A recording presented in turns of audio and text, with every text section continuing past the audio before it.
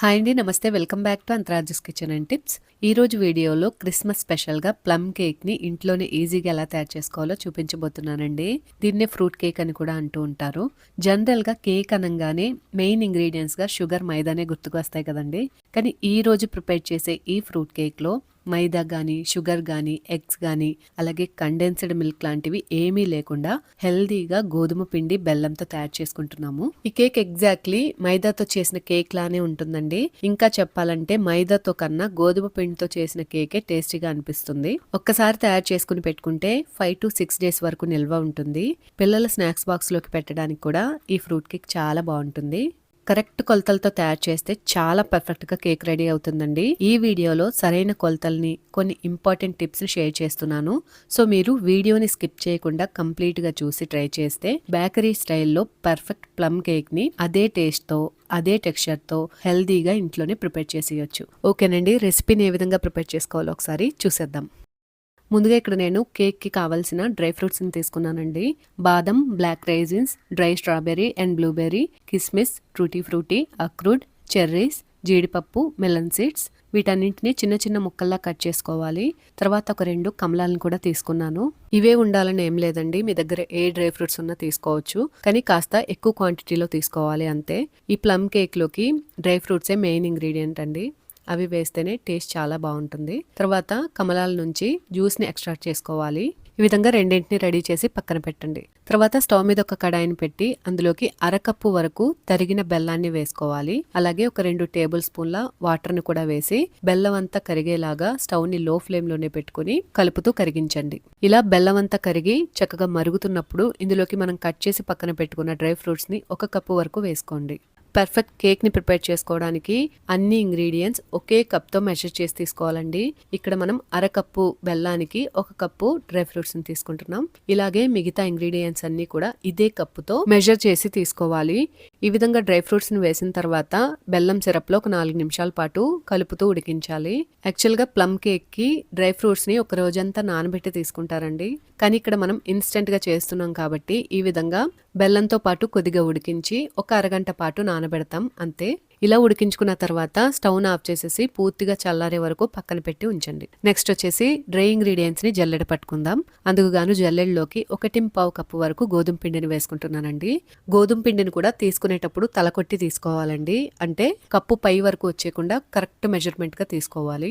తర్వాత అందులోకి ఒక 1/2 టీ స్పూన్ వరకు ఇలాచీ పౌడర్, అలాగే ఒక 1/2 టీ స్పూన్ వరకు దాల్చిన చెక్క పౌడర్ అండి, సినమన్ స్టిక్ పౌడర్. ఈ 2 ఫ్లేవర్స్ కేక్ కి చాలా బాగుంటాయి. ఈ విధంగా గోధుమ పిండిని 1-2 సార్లు జల్లెడ పట్టి తీసుకోవాలి. ఈ విధంగా జల్లెడ పట్టడం వల్ల కేక్ బ్యాటర్ చాలా స్మూత్ గా వస్తుంది. సో ఈ విధంగా చల్లారిన డ్రై ఫ్రూట్స్ లోకి 1/2 కప్పు వరకు ఆరెంజ్ జ్యూస్ ని వేసుకోండి. చల్లారిపోయిన తర్వాత ఈ డ్రై ఫ్రూట్స్ అన్ని బెల్లంలో కాస్త పట్టేసినట్టు అయిపోతాయి. ఆరెంజ్ జ్యూస్ ని వేసిన తర్వాత అంతా ఒకసారి చక్కగా మిక్స్ చేసుకున్నట్లయితే సెట్ అయిపోతాయి. ఈ ఆరెంజ్ జ్యూస్ లో ఒక అరగంట పాటు నానేలాగా పక్కన పెట్టి ఉంచండి. ఇక్కడ ఇంపార్టెంట్ విషయం ఏంటంటే కేక్ కి యూజ్ చేసే ఇంగ్రీడియంట్స్ అన్ని రూమ్ టెంపరేచర్ లో ఉండేలాగే చూసుకోవాలండి. ఇప్పుడు బటర్ ని తీసుకుంటున్నాం. ఒక 1/2 కప్పు వరకు బటర్ ని కేక్ కి యూజ్ చేస్తాం. ఈ బటర్ ని కాస్త కరిగించి చల్లారిన తర్వాత యూజ్ చేయాలి. ఇదే విధంగా అన్ని ఇంగ్రీడియంట్స్ రూమ్ టెంపరేచర్ లో ఉండేలాగా చూసుకుని కేక్ బ్యాటర్ ని మిక్స్ చేసుకోవాలి. ఇక్కడ మీరు బటర్ కి బదులు 1/2 కప్పు సన్ఫ్లవర్ ఆయిల్ నైనా లేదా పాల మీద మేగడ అయినా తీసుకోవచ్చు. తర్వాత స్టవ్ మీద ఒక కుక్కర్ నుంచి అందులోకి ఒక 1/2 కప్పు వరకు సాల్ట్ ని వేసి సాల్ట్ అంతా కుక్కర్ మొత్తం ఈవెన్ గా స్ప్రెడ్ చేసి తర్వాత దానిపైన ఒక స్టాండ్ ని వేసి మూతను ఉంచి ఒక 10 నిమిషాల పాటు ప్రీహీట్ అవనివ్వండి. ఈ సాల్ట్ ఇంతకు ముందు కేక్ బేక్ చేయడానికి యూజ్ చేసిందేనండి. దీన్ని దాచిపెట్టి ఉంచుకుంటే ఎన్నిసార్లు అయినా యూజ్ చేసుకోవచ్చు. సాల్ట్ ని వేయడం వల్ల వేడి ఈ కుక్కర్ అంతా ఈవెన్ గా స్ప్రెడ్ అవుతుంది. తర్వాత ఇక్కడ వచ్చేసి నేను బేక్ చేయడం కోసం గిన్నెల్ని చూపిస్తున్నానండి. మనకి ఏది కన్వీనియంట్ గా ఉంటే, ఏది బాగున్నట్లు అనిపిస్తే దాంట్లో వేసి కుక్ చేసుకోవచ్చు. ఇక్కడ నేను ఈ స్టీల్ బాక్స్ ని తీసుకుంటున్నానండి. అందరి ఇంట్లో ఇలాంటివి అవైలబుల్ గానే ఉంటాయి. దీనికి నేను కొద్దిగా బటర్ ని అప్లై చేసి తర్వాత ఒక టేబుల్ స్పూన్ పిండిని వేసి గిన్నెంతా పట్టేటట్టు డస్ట్ చేసి అడుగున బటర్ పేపర్ వేసి రెడీగా పక్కన పెట్టి ఉంచండి. మనం తీసుకున్న గిన్నె లోతుగా ఉన్నట్లయితే కేక్ బాగా ఉబ్బినట్లు వస్తుందండి. అలాగే కాస్త వెడల్పు గిన్నె అయితే ఫ్లాట్ కేక్ లాగా వస్తుంది.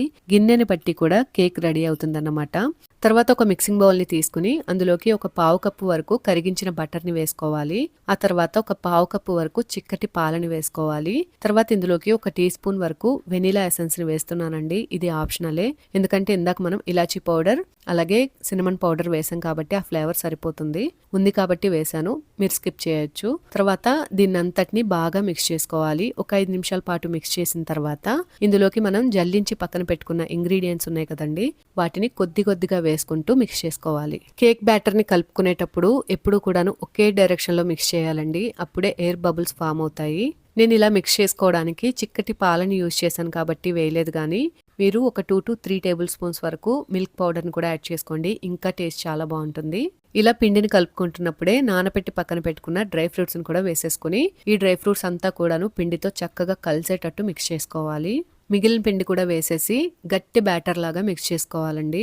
ఎక్స్ట్రా పాలు కూడా ఏమీ పడవు, మనం తీసుకున్న మెజర్మెంట్స్ అన్ని కరెక్ట్ గా సరిపోతాయండి. కేక్ కి ఎప్పుడు కూడాను బ్యాటర్ కాస్త లూజ్ గా ఉండేటట్టే మిక్స్ చేస్తామండి, కానీ ఈ కేక్ కి మాత్రం గట్టి బ్యాటర్ మిక్స్ చేసుకోవాలి.